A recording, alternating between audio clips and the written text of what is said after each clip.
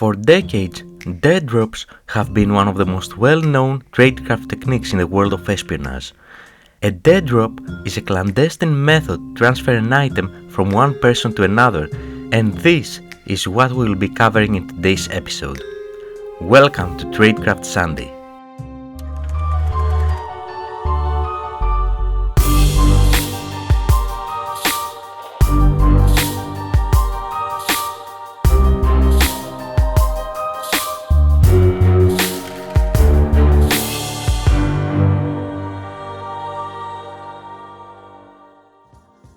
In any battle, overt or covert, communications and logistics play one of the most important roles. Dead drops are a technique to overcome this challenge in a covert manner. How can you provide logistical support to someone without being seen? How can someone give you an object unnoticed? Most people think of items like these as dead drops, but this is only one part of the story. Dead drop means that we place some items in a site and someone picks them up, so it is not a live drop since there is no direct human interaction. We just dead drop them. There are 6 parts in a dead drop operation. Location. Once an intelligence officer goes to a country, one of their first tasks is to recon the area for a variety of reasons. One of them is identification of good spots for dead drops. Experienced intelligence professionals will usually tell you that even years after their retirement, this has become a habit. That is, walking around, having a coffee or a beer, and without a lot of effort, identifying spots that would be ideal for a dead drop.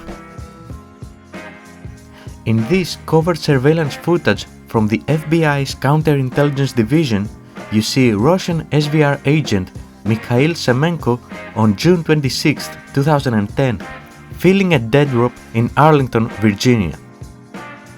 You can think of SVR as the equivalent of the CIA.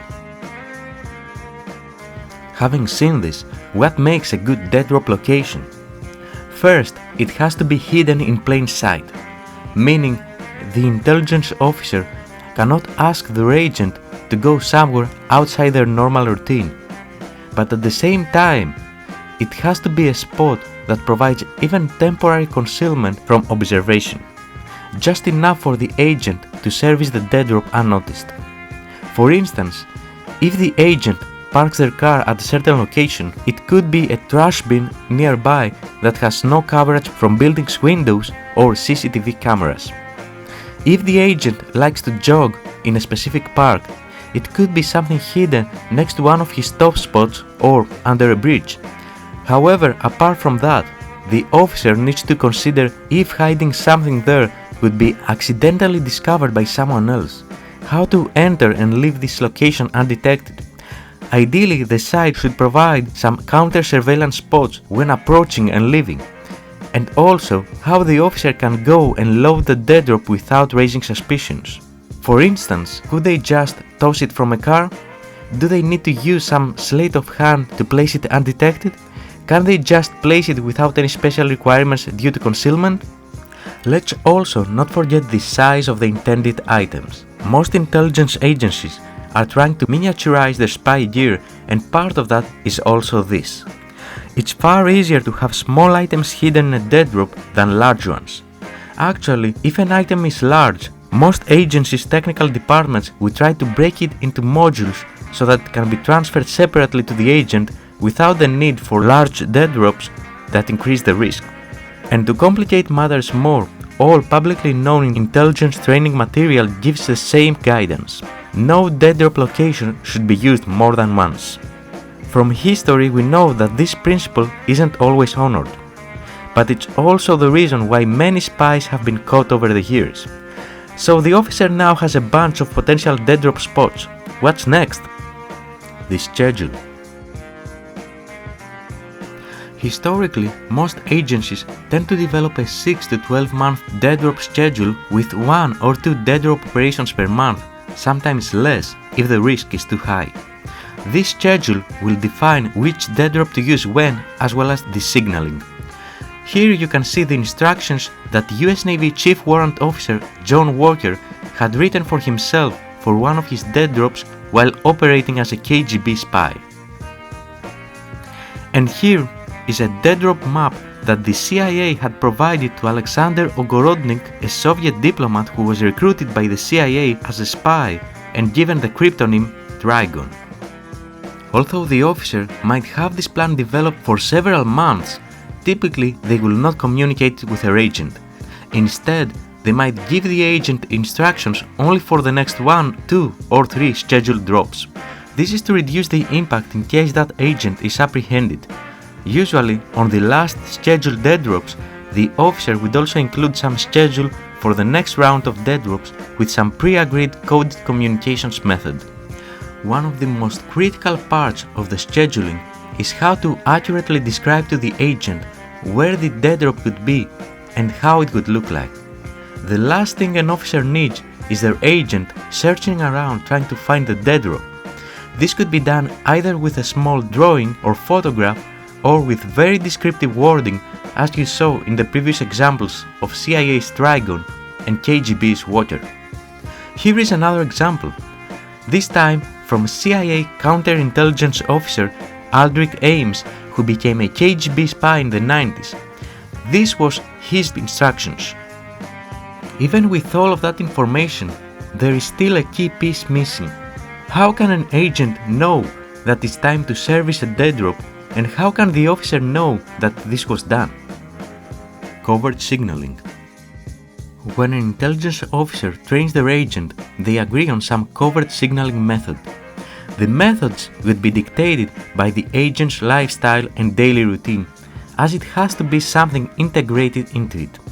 For example, Ames, that we just talked about, was making small chalk marks on postal boxes. Other examples of past chases included the way the agent parks their car, a window left half open at their home, a social media post containing a specific word, calling a number and asking for the wrong person, and numerous others. Covert signaling can be used positively and negatively. Positive meaning that once received, a certain action happened, for instance, the dead drop was successfully serviced, and negative means something that didn't happen. For example, a negative covert signal could indicate that the agent was unable to go to the dead drop site at the scheduled time. A few more real-world examples of covert signals that we know from past chases include passing through a specific street at a specific day of the month, turning on a particular light in a building, placing a pin under a specific bench that the agent can feel by touch, and many others. All of them can be agreed upon for positive or negative signaling.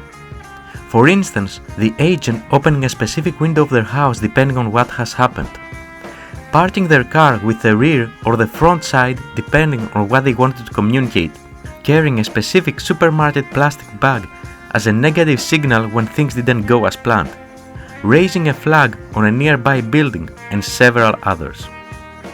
According to the Covert Signaling Foundations, a signal could be anything that someone could perceive through any of their 5 senses. It could be something the agent can see, hear, smell, taste, or touch.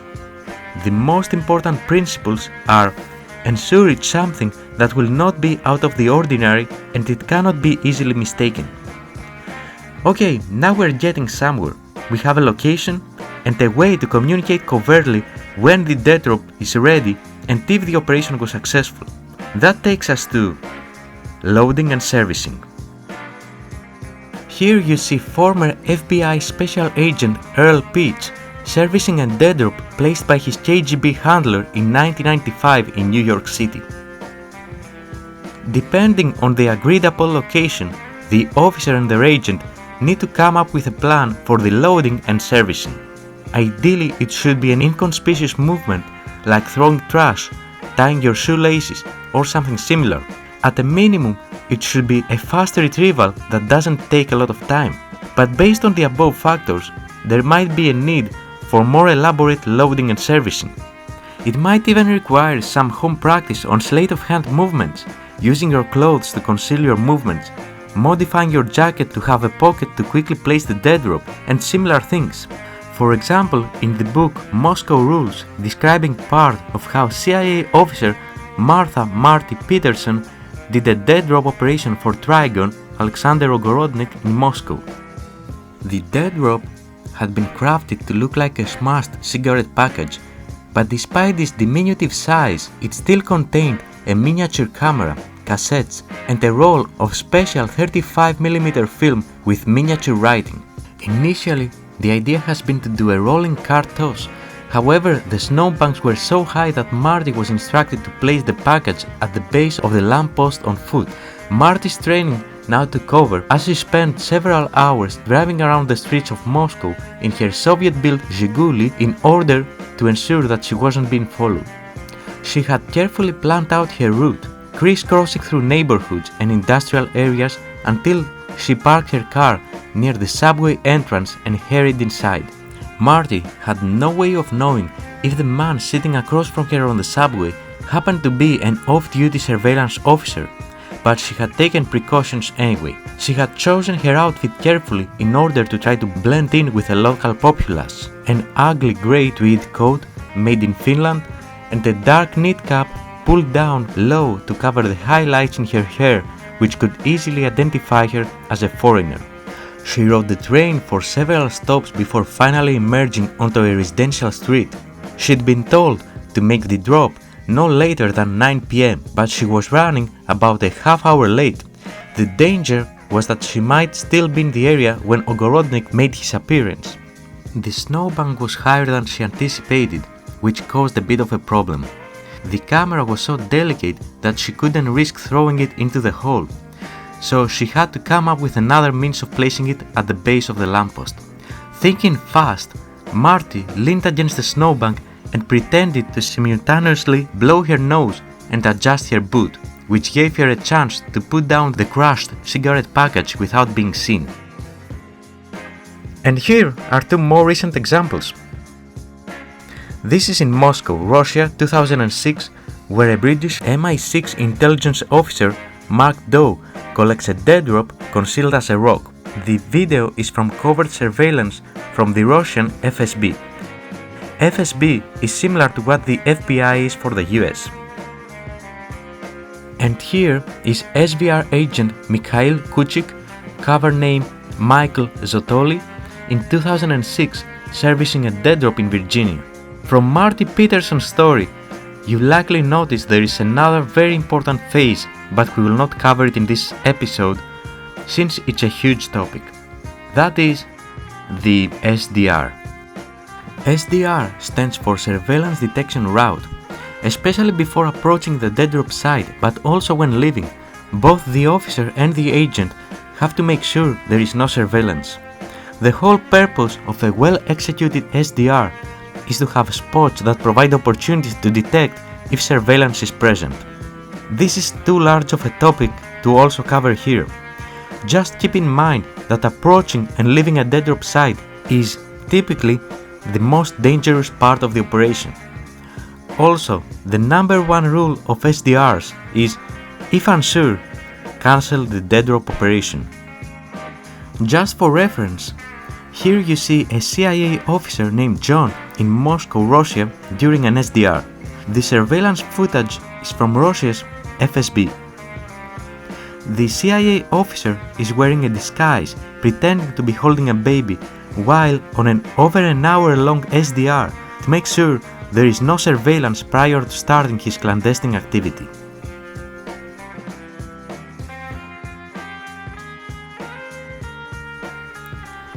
And last but not least, we have the concealment device. There are three options to choose from for concealment devices.